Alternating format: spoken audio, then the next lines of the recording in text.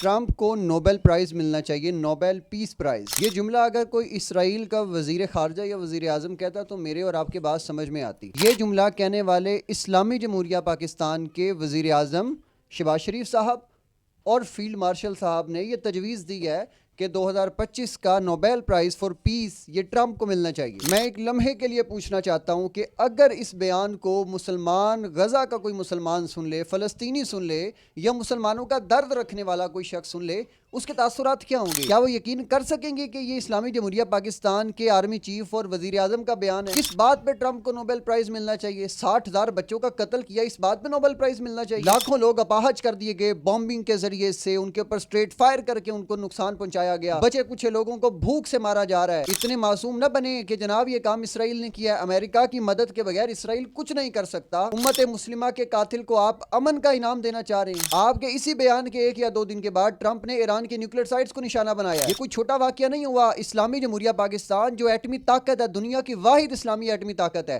جب اس کی طرف سے یہ بیان آئے گا تو آپ یہ بتائیں مجھے کہ غزہ کے مظلوموں نے تو یہ دعا کی ہونی کہ اللہ پاک اب ہمیں اس دنیا سے اٹھا لے۔ سارے کے سارے مسلمان تو یزید کے ہاتھ پہ بیعت کر چکے ہیں، ہماری مدد کو کون آئے گا؟ میں آپ لوگوں سے کہنا چاہتا ہوں، خدا را سمجھدار ہو جائیں۔ آپ اپنے ایک ڈریس کو چوز کرنے کے لیے پوری دکان چھان مارتے کہ سب سے بہترین لباس آپ کو ملے، اور آپ نے ایسے لوگوں کو ووٹ دے کے سامنے لے کر آ گئے ہیں جو امت مسلمہ کے لیے آواز اٹھانا تو دور، عملی قدم چلیں دور، آواز اٹھانا دور، وہ الٹا ان قاتلوں کو نوبل پرائز دینے کی تجاویز دے رہے ہیں۔ غزہ کے مظلوموں نے ان حکمرانوں کے گریبان تک پہنچنے سے پہلے ہمارے گریبانوں کو پکڑنا ہے۔ بھائی تم تھے جو ان ظالموں کو اقتدار میں لے کر آئے۔ یہ کوئی چھوٹا واقعہ نہیں ہے۔ قیامت والے دن ایک بہت بڑا چیپٹر کھلے گا اور پھر دیکھتے ہیں کہ کون بچ سکتا ہے۔